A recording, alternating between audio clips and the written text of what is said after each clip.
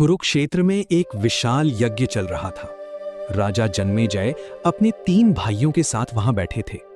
एकदम शांति थी। तभी वहां एक कुत्ता आ गया और बिना किसी वजह के राजा के भाइयों ने उसे पीटना शुरू कर दिया। दर्द से कांपता हुआ, रोता हुआ वो कुत्ता अपनी मां सरमा के पास पहुंचा। मां ने पूछा, क्या हुआ? किसने मारा तुम्हें? कुत्ते ने कहा, राजा जन्मेजय के भाइयों ने। मां ने कहा, तुमने ही कुछ गलत किया होगा। कुत्ता बोला, नहीं, मैंने यज्ञ का घी ना छुआ, ना ही उसकी तरफ देखा, फिर भी उन्होंने मुझे पीटा।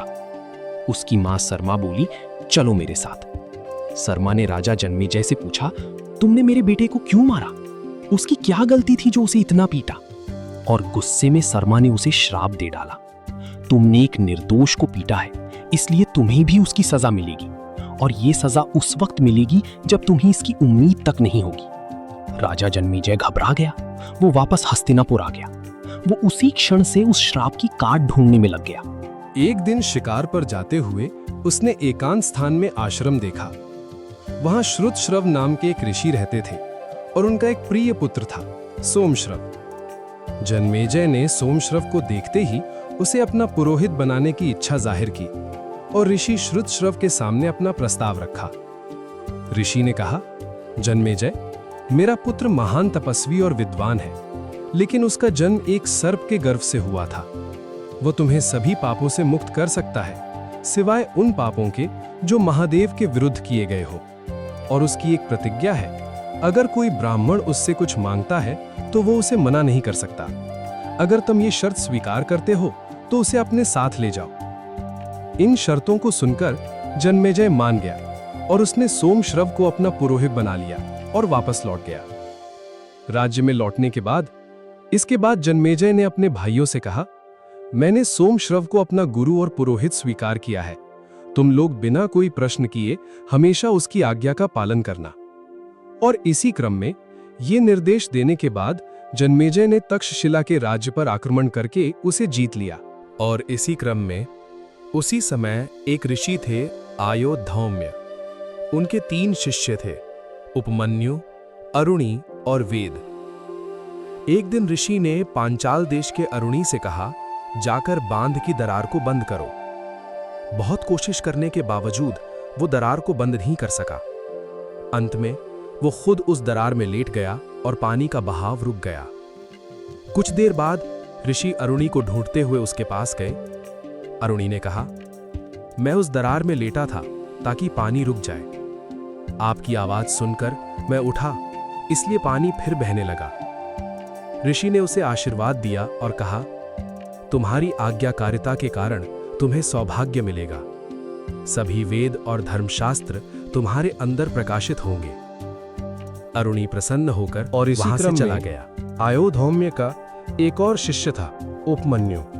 गुरु ने उससे कहा, जाओ मेरी गायों की देखभाल करो। वो सारा दिन गायों की देखभाल करता रहा और शाम को वापस आकर गुरु को प्रणाम किया। गुरु ने देखा कि वो थोड़ा मोटा है तो पूछा, उपमन्यु, तुम अपना जीवन कैसे चलाते हो? तुम बहुत मोटे हो। उपमन्यु ने कहा, मैं भीख मांगकर अपना जीवन चलाता हूं। गुरु ने कहा, तुम्हें जो भी भीख मिले पहले मुझे दिया करो। उपमन्यु ने ऐसा ही करना शुरू किया। अगले दिन गुरु ने पूछा, मैं तुम्हारी सारी भीख ले लेता हूं, फिर अब तुम अपना जीवन कैसे चलाते हो? उपमन्यु ने कहा, मैं अभी भी भीख मांगता हूं। गुरु बोले, यह सही नहीं है, इससे तुम दूसरों का हिस्सा छीनते हो। उपमन्यु ने भीख मांगना भी छोड़ दिया, फिर भी वो स्वस्थ रहा। गुरु ने फिर पूछा, अब कैसे जीवन चलाते हो?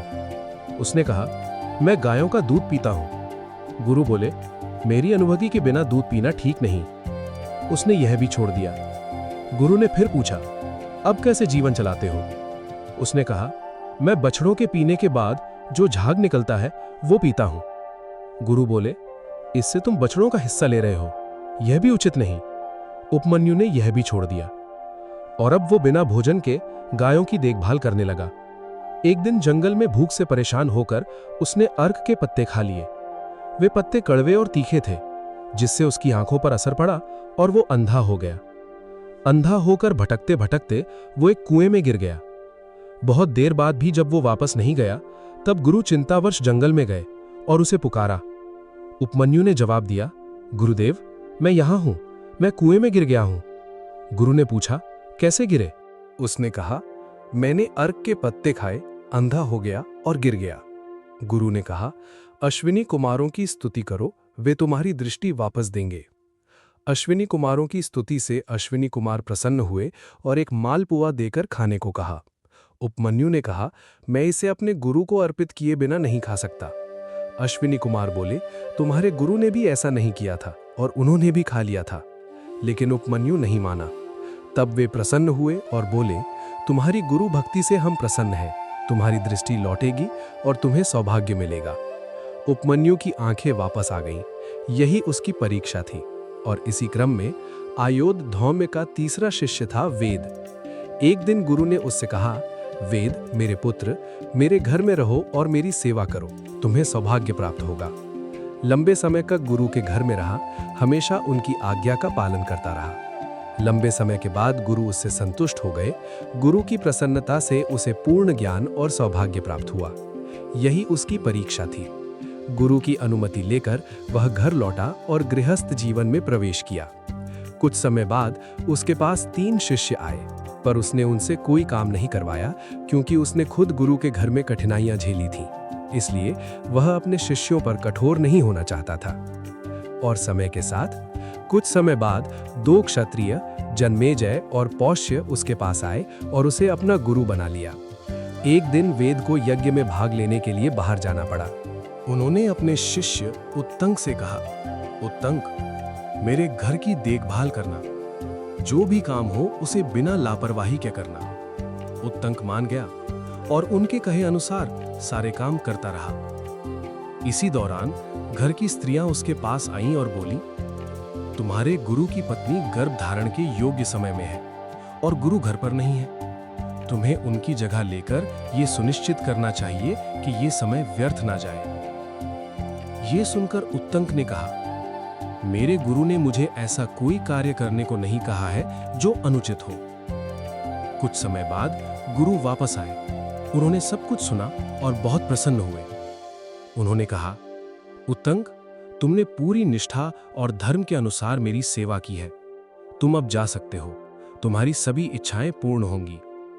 किंतु जाने से पहले उत्तंक ने कहा, गुरुदेव, मैं आपकी इच्छा पूरी करना चाहता हूं। कहा जाता है कि जो बिना दिए लेता है या बिना लिए देता है, उनके बीच मनमुटाव उत्पन्न होता है। आपने मुझे जाने की अनुमति दे दी है, इसलिए मैं आपको गुरु दक्षिणा देना चाहता हूं। और उसने ये आग्रह बार बार अपने गुरु से की। गुरु ने कहा, उत्तंक, तुम कई बार पूछ चुके हो कि गुरु दक्षिणा में क्या देना है। जाओ, मेरी पत्नी से पूछो, अब वही बताएगी कि क्या देना है। इसके बाद फिर उत्तंक गुरु पत्नी के पास गया और पूछा कि आपको क्या चाहिए। गुरु पत्नी ने कहा, राजा पौष्य के पास जाओ, उसकी रानी जो कुंडल पहनती है वो लेकर आओ। 4 दिन बाद एक पवित्र दिन है। उस दिन मैं उन कुंडलों को पहनकर ब्राह्मणों की सेवा करना चाहती हूँ। ये सुनकर उत्तंक वहां से निकल पड़ा। रास्ते में चलते हुए उत्तंक ने एक विशाल बैल और उस पर सवार एक विशाल पुरुष को देखा। उस पुरुष ने कहा, उत्तंक, इस बैल का गोबर खाओ। उत्तंक ने कहा, भला मैं ऐसा क्यों करूंगा? उस पुरुष ने फिर कहा, खाओ, हिचकिचाओ मत, तुम्हारे गुरु ने भी इसे खाया है। गुरु का जिक्र होते ही उत्तंक ने गोबर खा लिया और बैल का मूत्र भी पिया। इसके बाद वो आगे बढ़ा और राजा पौष्य के पास पहुंचा। उसने राजा से कहा कि मैं आपसे कुछ मांगने आया हूं। राजा ने कहा, बताइए, मैं क्या कर सकता हूं? उत्तंक ने कहा, मैं आपकी रानी के कुंडल मांगने आया हूं, गुरु दक्षिणा के लिए। राजा ने कहा, महल के अंदर जाओ और रानी से मांग लो। उत्तंक अंदर गया, लेकिन उसे रानी दिखाई नहीं दी। वो वापस आया और बोला, आपने मुझसे झूठ क्यों कहा? रानी तो अंदर है ही नहीं। राजा ने कुछ सोचा और कहा, तुम अशुद्ध हो। जो व्यक्ति अशुद्ध होता है उसे रानी दिखाई नहीं देती। उत्तंक ने सोचा और कहा, हाँ, मैंने भोजन के बाद जल्दी में चलते चलते शुद्धि की थी। राजा ने कहा, यह ठीक नहीं है, शुद्धि बैठकर करनी चाहिए। तब उत्तंक ने ठीक से शुद्धि की। पूर्व दिशा की ओर बैठकर हाथ पैर मुंह धोया, पानी पिया और शुद्ध हुआ। फिर वो अंदर गया और इस बार उसे रानी दिखाई दी। उत्तंक को देखते ही रानी ने उन्हें सम्मान से प्रणाम किया और बोली, भगवन, आपका स्वागत है, बताइए मैं आपके लिए क्या कर सकती हूँ। उत्तंक ने कहा, मुझे आपके कुंडल चाहिए, मैं उन्हें अपने गुरु को गुरु दक्षिणा के रूप में देना चाहता हूँ। रानी ने बिना संकोच अपने कुंडल उतारकर उत्तंक को दे दिए, लेकिन साथ ही चेतावनी दी, नागों का राजा तक्षक भी इन कुंडलों को चाहता है, इसलिए इन्हें ले जाते समय सावधान रहना। इसके बाद काम होने के बाद उत्तंक ने राजा पौष्य से जाने की अनुमति मांगी। पौष्य ने कहा, मैं एक श्राद्ध करना चाहता हूं, कुछ समय रुकिए। उत्तंक ने कहा, मैं रुकूंगा, लेकिन जल्दी जाना चाहता हूं, जो भोजन तैयार है वही ले आइए। राजा ने तुरंत भोजन मंगवाया। उत्तंक ने देखा कि भोजन ठंडा है और उसमें बाल है। उसने कहा, आपने मुझे अशुद्ध भोजन दिया है, इसलिए आप अंधे हो जाओगे। फिर राजा ने जवाब दिया, तुमने शुद्ध भोजन को अशुद्ध कहा है, इसलिए तुम संतानहीन हो जाओगे। फिर राजा ने ध्यान से भोजन देखा और पाया कि वो सच में अशुद्ध था, क्योंकि बनाने वाली स्त्री ने बाल नहीं बांधे थे। राजा ने कहा, यह मेरी गलती है, मुझे क्षमा करें, कृपया मुझे अंधा न करें। उत्तंक ने कहा, अब दिया हुआ श्राप वापस तो नहीं हो सकता, पर तुम अंधे हो जाओगे, लेकिन बाद में दृष्टि वापस आ जाएगी। और ध्यान रहे, तुमने भी मुझे श्राप दिया है, इसका हल बताओ। राजा ने कहा, मैं अपना श्राप वापस नहीं ले सकता, क्योंकि मेरा क्रोध अभी शांत नहीं हुआ है। तब उत्तंक ने कहा, तुम्हारा श्राप मुझ पर असर नहीं करेगा, क्योंकि भोजन वास्तव में अशुद्ध था। और इसके बाद वो ये कहकर कुंडल लेकर वहां से चला गया। रास्ते में चलते हुए उत्तंक ने एक साधु देखा, जो कभी दिखाई देता था और कभी अदृश्य हो जाता था। उत्तंक को प्यास लगी और वो कुंडल जमीन पर रखकर पानी लेने चला गया। तभी वो साधु आया, कुंडल उठाए और भाग गया। तुरंत उत्तंक उसके पीछे दौड़ा और उसे पकड़ लिया। तभी वो साधु अचानक अपना भेष छोड़कर अपने असली रूप में आ गया। वो था तक्षक नाग, और वो जमीन में एक बड़े छेद के भीतर गायब हो गया और नागलोक में चला गया। उत्तंक भी उसी छेद से अंदर गया। उसने बहुत मिन्नतें की, लेकिन कुंडल उसे वापस नहीं मिला। तभी उसने देखा, दो स्त्रियां करघे पर कपड़ा बुन रही थीं, काले और सफेद धागों से। और इसी रहस्यमय दृश्य के बीच और एक चक्र था, जिसे 6 बालक घुमा रहे थे। साथ ही एक सुंदर पुरुष भी वहां था। उसने कहा, 6 बालक इस चक्र को घुमा रहे हैं, जिसमें 360 तीलियां हैं, और ये निरंतर घूमता रहता है। 2 स्त्रियां काले और सफेद धागों से संसार को बुन रही हैं। हे इंद्र, वज्रधारी, संसार के रक्षक, मैं आपको प्रणाम करता हूं, कृपया मेरी मदद कीजिए। उसकी स्तुति से प्रसन्न होकर उस पुरुष ने कहा, मैं तुम्हारी स्तुति से प्रसन्न हूं, बताओ मैं तुम्हारे लिए क्या करूं। उत्तंक ने कहा, सर्प मेरे वश में हो जाए। उस पुरुष ने कहा, इस घोड़े के भीतर फूंक मारो। उत्तंक ने ऐसा ही किया। जैसे ही उसने फूंक मारी, घोड़े के हर छिद्र से आग और धुआं निकलने लगा। पूरा नागलोक जलने लगा। तक्षक डर गया। वो तुरंत कुंडल लेकर आया और उत्तंक को कुंडल वापस कर दिए। इसके बाद कुंडल वापस मिलने के बाद उत्तंक ने सोचा, आज वही पवित्र दिन है जो गुरु पत्नी ने बताया था। मैं इतनी दूर आ चुका हूं, अब समय पर कैसे पहुंचूं? तभी वो पुरुष बोला, इस घोड़े पर बैठ जाओ, ये तुम्हें तुरंत तुम्हारे गुरु के घर पहुंचा देगा।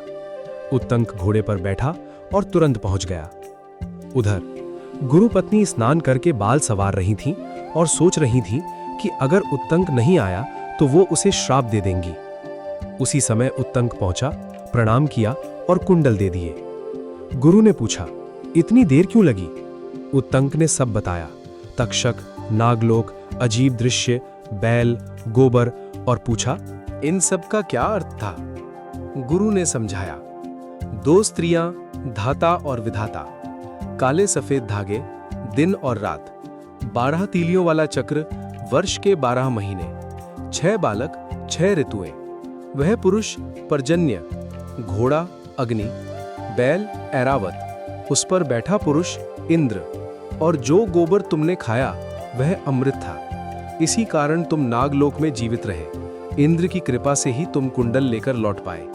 ये सब समझकर उत्तंक वहां से निकला, फिर भी शांत नहीं था। वह तक्षक से बदला लेना चाहता था। और इसी भाव के साथ कुछ ही देर में ब्राह्मण उत्तंक हस्तिनापुर पहुंचा, और राजा जन्मेजय से मिलने गया, जो अभी अभी तक्षशिला को जीतकर लौटा था।